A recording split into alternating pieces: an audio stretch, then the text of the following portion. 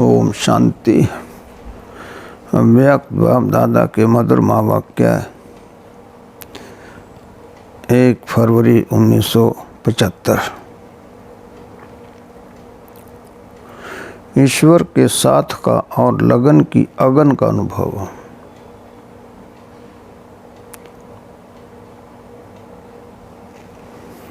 प्रकृति को उदासी बनाकर सदा उदासी को दूर करने की युक्तियां बताने वाले शिव बाबा बोले,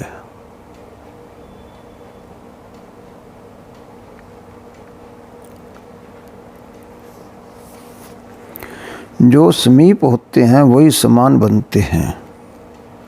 जैसे साकार रूप में समीप हो, वैसी लगन लगाने में भी बाप दादा के तख्त निवासी हो।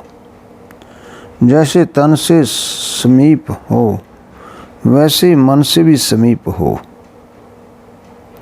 जैसे विदेश में रहने वाले तन से दूर होते भी मन से सदैव समीप हैं। बाप दादा के सदैव साथी ही हैं, अर्थात हर समय साथी बनकर साथ का अनुभव करते हैं। वैसे सदैव साक्षी बनने का व साथ निभाने का अनुभव करते हो।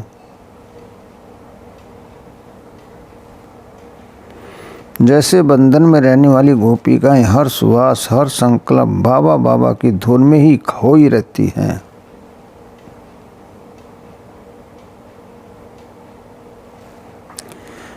जैसे बाहर वालों को मिलन की तड़फ रहती है,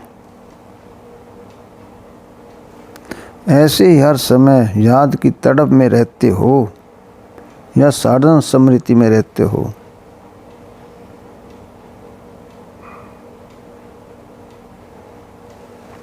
हम तो हैं ही बाबा के, हम तो हैं ही समीप, हम तो हैं ही समर्पण, और हमारा तो एक ही बाबा है ही। सिर्फ इन संकल्पों ही से तो संतुष्ट नहीं हो गए हो।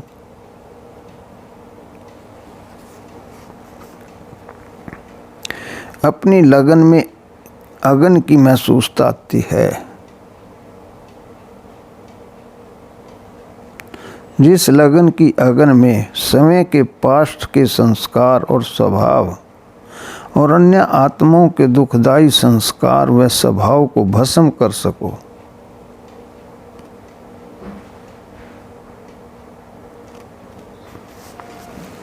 ज्ञान द्वारा अथवा स्नेह व संपर्क द्वारा संस्कार परिवर्तित करते तो हो, लेकिन उसमें समय लगता है। मिटा हुआ सा संस्कार फिर भी कब प्रत्यक्ष हो जाता है।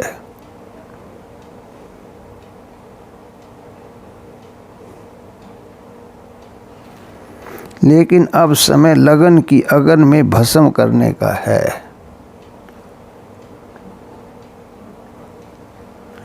जो फिर उस पर संस्कार का नाम निशान भी न रहे।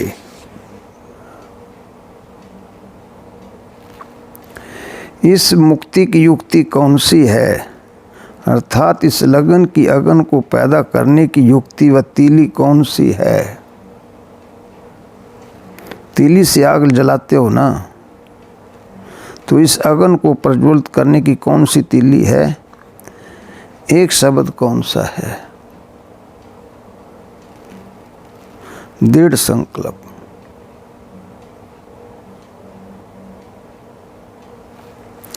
अर्थात मर जाएंगे और मिट जाएंगे, लेकिन करना ही है। करना तो चाहिए, होना तो चाहिए।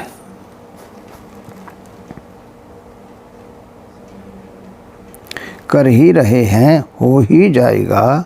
अटेंशन तो रहता है और महसूस भी करते हैं। ऐसा सोचना एक प्रकार से यह बुझी हुई तीली है। बार बार मेहनत भी करते हो, समय भी लगाते हो, लेकिन अगन प्रज्वलित नहीं होते। कारण यह है कि संकल्प रूपी बीज और दृढ़ता रूपी सार संपन्न नहीं है। अर्थात खाली है। इस कारण जो फल की आशा रखते हो, वह भविष्य सोचते हो, वह पूर्ण नहीं हो पाता है।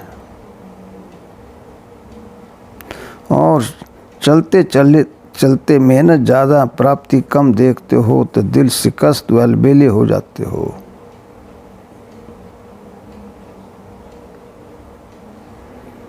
तब कहते हो कि करते तो हैं लेकिन मिलता नहीं। तो क्या करें, हमारा पार्टी ऐसा है। यह दिल शिकस्त व अलबेलेपन के और फल न देने वाले संकल्प हैं।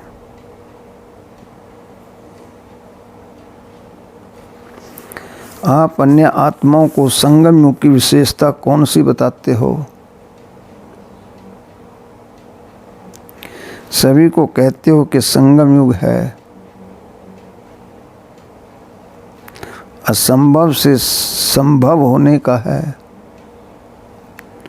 जो बात सारी दुनिया असंभव समझती है,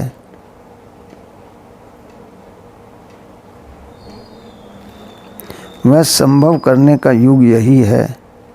तो समय को भी जो मुश्किल व असंभव महसूस होता है,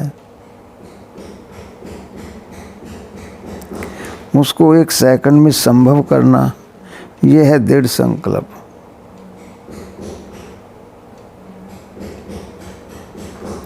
सहज को अथवा संभव को प्रैक्टिकल में लाना कोई बड़ी बात नहीं, लेकिन असंभव को संभव करना और दृढ़ संकल्प से करना, यह है पास विद ऑनर की निशानी।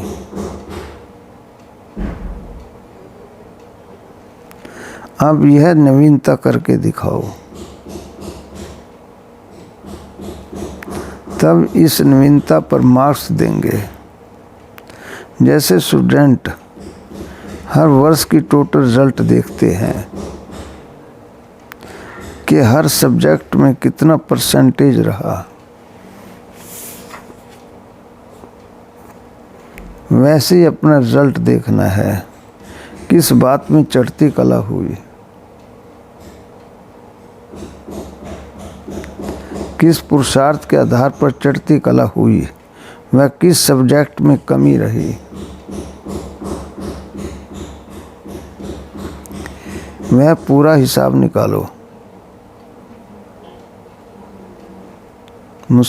मुबारक की भी बाप दादा सदैव देते हैं। मुबारक भी बाप दादा सदैव देते हैं, क्योंकि सृष्टि का बड़ा दिन तो यही है ना। प्रकृति दासी होती है, परंतु दासी के कभी दास न बनना।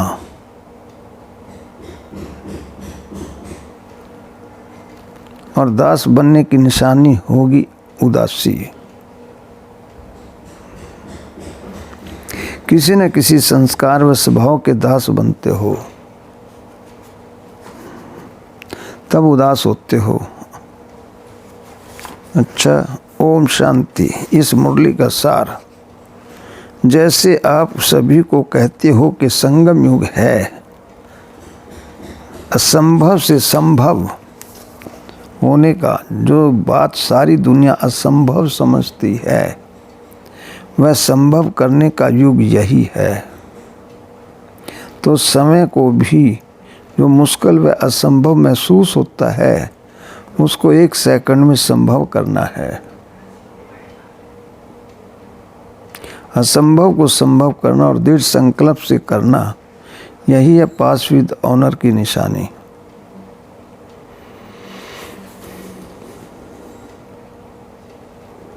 दूसरा, अब समय है पुराने संस्कारों को लगन की आगन में भस्म करने का, जो फिर संस्कार का नाम निशान भी न रहे।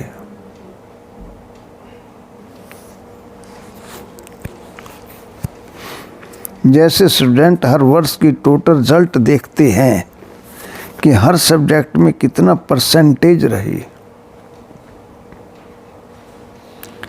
वैसे ही अपना रिजल्ट देखना है कि किस बात में चढ़ती कला हुई, और किस पुरुषार्थ के आधार पर चढ़ती कला हुई, वह किस सब्जेक्ट में कमी रही, वह पूरा हिसाब निकालो।